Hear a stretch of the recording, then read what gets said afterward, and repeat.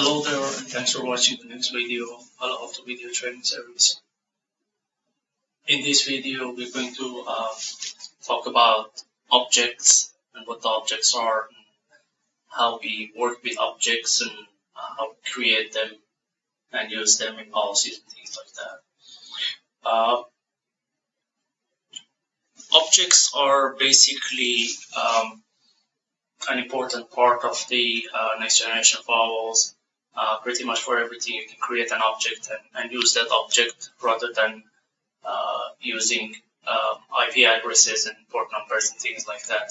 And the policies and rules, you could basically create objects and use those objects, which makes more sense. You could create groups and things like that as well. So I'm going to show you how to do that in a second. If we go back to firewall management interface and just log in with our username and password. So in the last couple of videos, we've done all the basic initial configurations in terms of setting up our firewall with minimum requirements and do user authentication and things like that. If you look at the top tabs on the top, you can see there's an objects tab. Just click on that, and you can see a whole bunch of different, objects on the left side. We start with addresses. Addresses are basically IP addresses and network addresses that you could create and define. We're just going to go ahead and define a couple of addresses so we can use them later on. So the first address we want to create an object for our, going back to the diagram, we want to create an object for our server that we have here. We're going to do the 168.1.2. We specify the IP address, whether it's /32 or just that IP address, that's fine. Either way, we just call it our AD server. So pretty much with all of the objects, you could define a tag as well, and that tag will be just used as a filter to identify the objects that they are similar. We are not going to use tag for now. Just leave it as it is. Click on OK. So you can see our AD object has been created. We're gonna go ahead and create another object for the internal network. That will be, you could do it with IPNet mask or IP range. We just do an IP range 192.168.1.1 to 192.168.1.254, and we call this internal network. Okay. So we got an object for AD server, we got an object for our internal network, and we just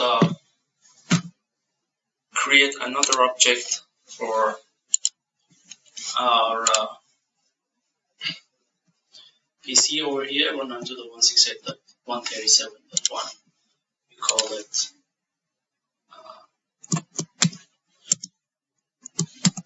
router or my router, whatever you want to call it, 192.168.137.1.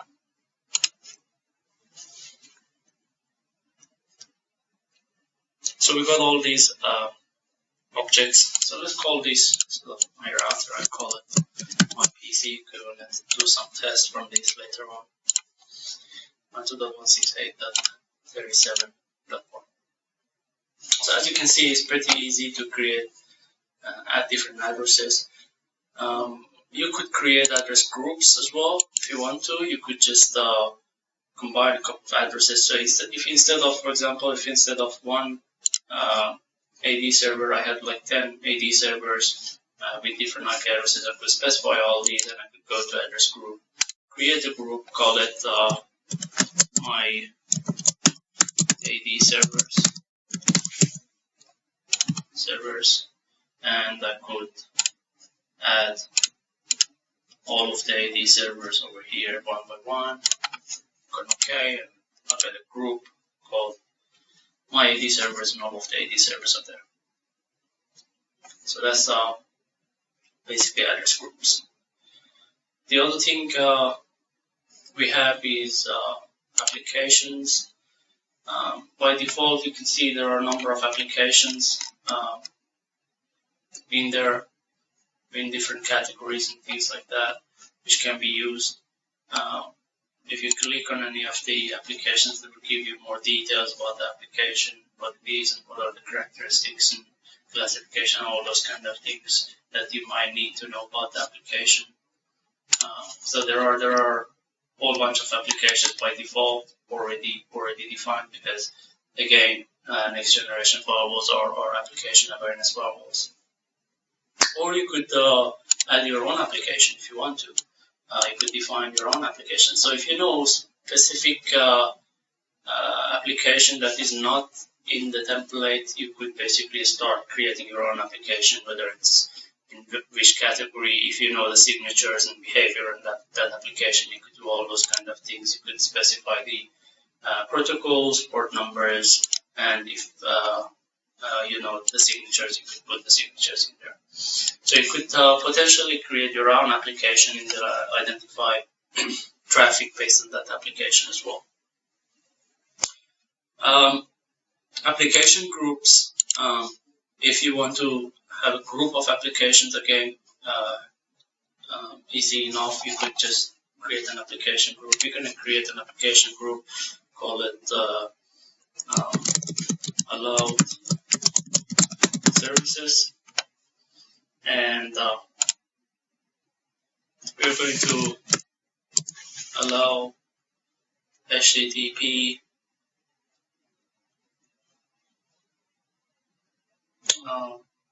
video, for example,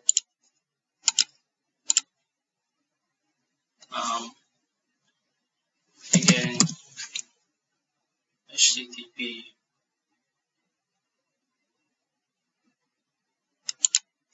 port. So all of the applications that we could think of or shared.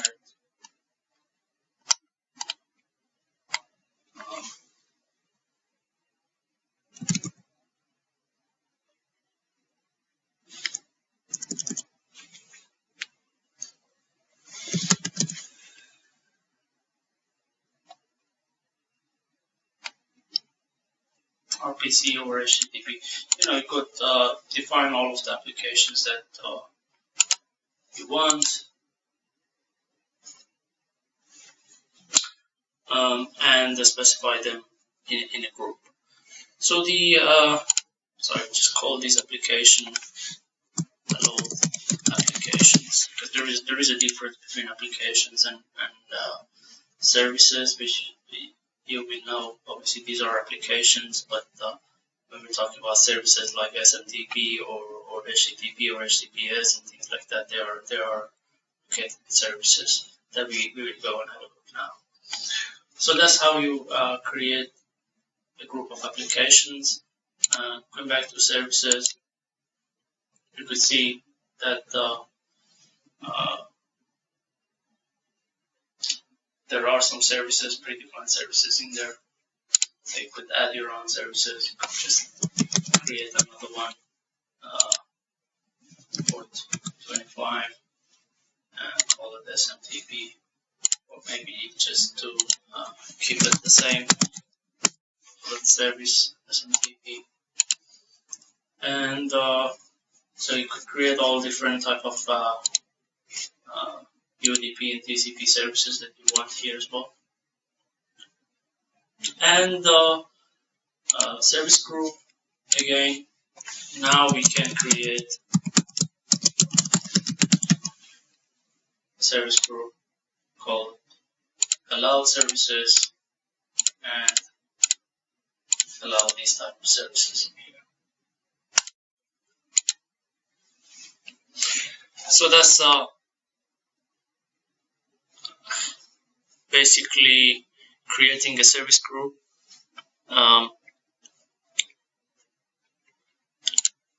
Go back to application groups. So the specific applications like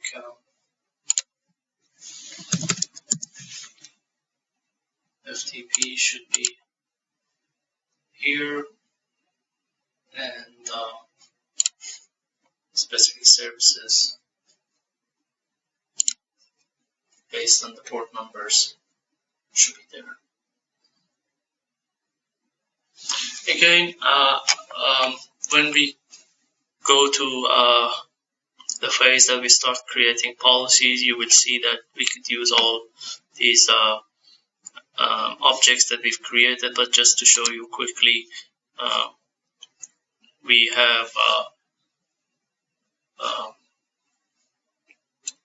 policies here that we can specify address, user, zone, service, application, all those kind of different filters that we want. We will be doing this later on in more details.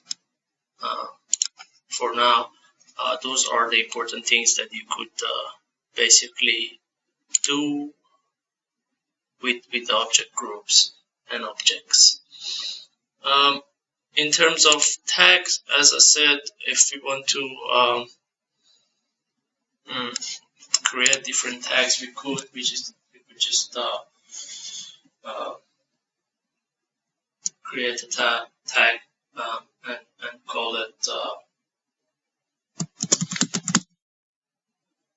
secure servers, for example, and color is going to be red. Create another tag, name it unsecure. So this is totally up to you what kind of tagging you want to use. Maybe we just call this one green and the other one red. Call routers and tag them as blue. So all those kind of things, and then you could with the objects that you're creating, for example, AD server will be a secure server. So you just choose the tag. My PC is going to be unsecure server and a router as well. So this is just kind of information that will be provided for you and gives you some kind of overview of what they are and how they're being used. So I guess that's as much as we need to know about the objects. They are pretty much similar in most of the firewalls. You will have to create objects. You don't have to really create objects. You could use IP addresses and numbers and stuff in lots of cases without using objects, but it's always recommended to use objects to make sure that you follow a process and what you have is actually making sense, and later on you will have enough description and naming to understand the rules and update the rules if required. Thanks for watching this video, and I will be with you on the next video soon.